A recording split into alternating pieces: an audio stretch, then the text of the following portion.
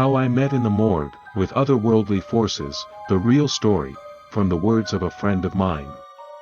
An acquaintance of mine told me a very creepy story from his life. He works in a big city hospital in the city. I won't name it for obvious reasons, it's the only big hospital there, the others are small, and my acquaintance doesn't need such a reputation as a lunatic. The rest of the story will be told on his behalf, so to speak.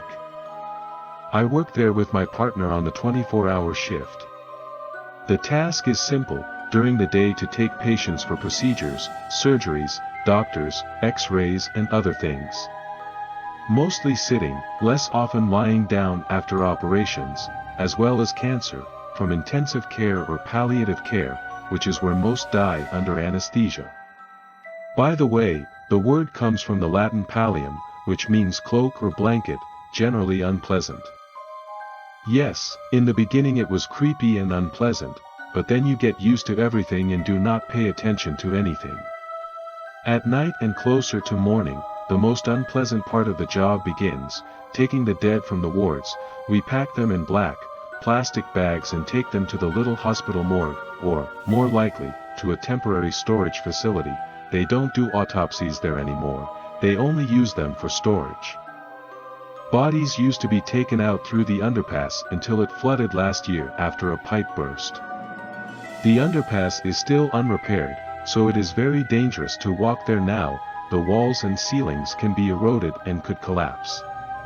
To make a long story short, we boarded up the entrance and exit and now walk down the street.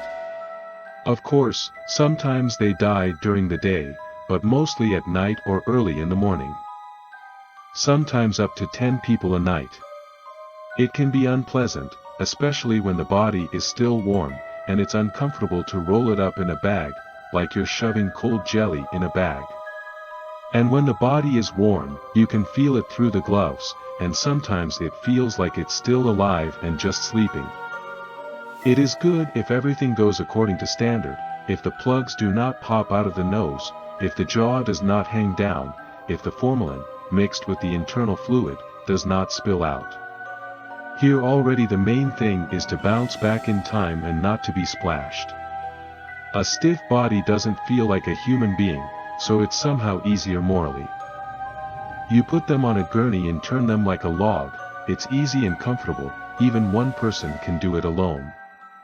You turn them on their side, slip the bag open, turn them on the other side, put them out the other side, then put their legs and head in, zipper them up, and that's it, let's go. At night or in the morning, the city corpse truck arrives, depending on what kind of queue we are in. It is usually packed with dead people in 2 or even 3 rows, it depends. We help the drivers put the bags in the back, or they drop them, and then they are free until the next call.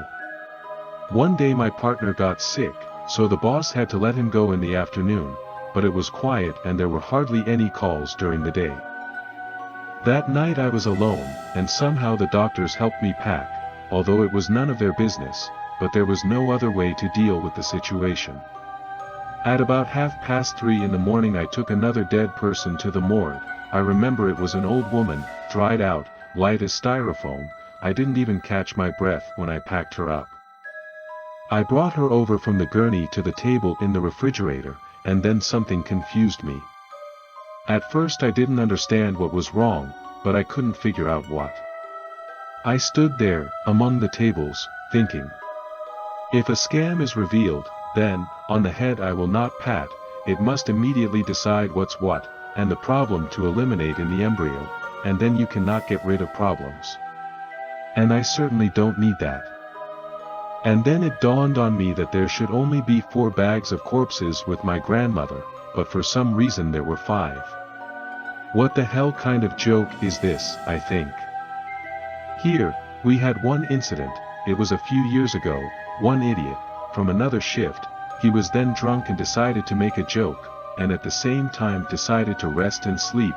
He climbed into the bag, and when the truck rolled up and when they started loading bags, in that moment he got out and sat on a gurney. And the driver, when he saw this, went under himself abruptly, full pants, and then he ended up in the hospital with a heart attack. Oh, that fool was immediately fired.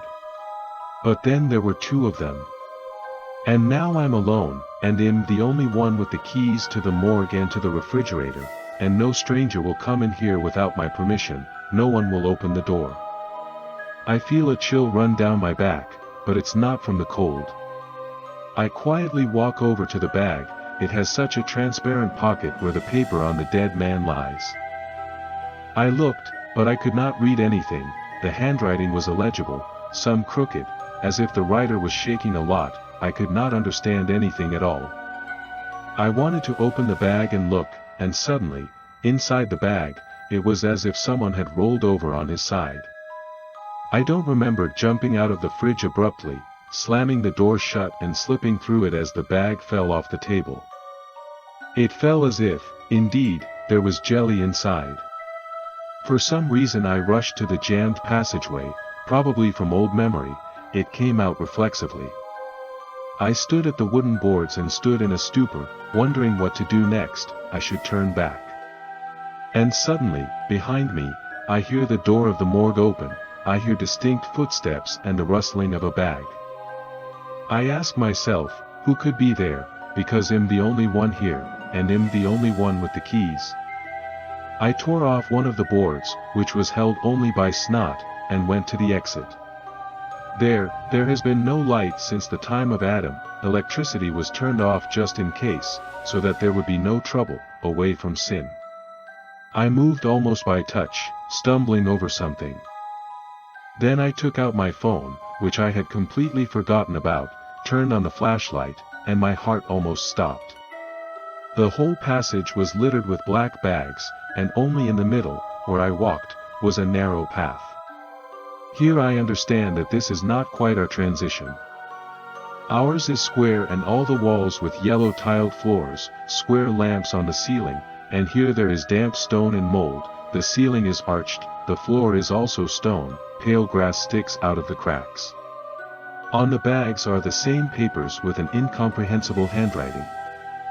I came to my senses a little and wanted to go through the entire passage, but for some reason there was no light in front of the exit from it, although there a powerful lamp was always on. I turned back and then the devil pulled me to see what was inside the bags. Perhaps it was some mixture of curiosity and an attempt to prove to himself that this was not a hallucination. He leaned over to the nearest one, pulled the zipper down to the middle. Immediately from there, a jelly-like light brown liquid flowed without smell. He parted the bag, there was a man, or rather something resembling him, as it seemed to me. Somehow he is not correct, not finished, a mannequin, a blank, not a person, plus what gender he is, I can't understand, some kind of androgyne. Suddenly it seemed that his eyelids fluttered, he zipped up the bag and ran back. I run out to the door of the morgue, it is open, the bag is on the threshold. I wanted to get around it, as I hear voices from the street, it seems they speak our language, but you can't make out a word. One scolds the other, judging by the intonation, and he justifies himself. I think, let me hide, my adventures are over the edge today. Near the door to a small utility room, where the janitor keeps the cleaning equipment, I hid there. I hear these two come in, take that bag, pull it out and throw it into the back of the car, you could even hear the springs creak. Then they come back, go to the crossing, swear there, beat the boards. After that, they go outside, car doors slam, the sound of a running engine is heard, and suddenly silence. So I sat in the back room until dawn. Oddly enough, there were no more calls, no one died, no one even noticed my absence, everyone had their own affairs. In the morning, with 2 guards, I went to the morgue under the pretext of checking the doors, they say, it seemed that someone opened it without changing. They opened it, they went in. All 4 bags are in their places, there is a fierce oak forest in the refrigerator, it hurts my fingers. He never gave out such a frost, even if he turned it on at full power. They also said that no cars were allowed into the territory, and the corpse truck should only arrive in an hour. Then I examined the transition, everything is fine there, no bags and mold, everything is as usual. I have a couple of guesses as to what it was. First, a transit point. A corpse truck also came for this bag, but not from our world, but from another. An underpass, something like a station, and a bag in the morgue, is a passenger who decided to get somewhere on his own. For us, this is, in fact, the first step to the other world, and for them from that to us. Suddenly these bags are something like doors, a portal for the transition between worlds, something penetrates from there to here in this way or uses our world as a transit place.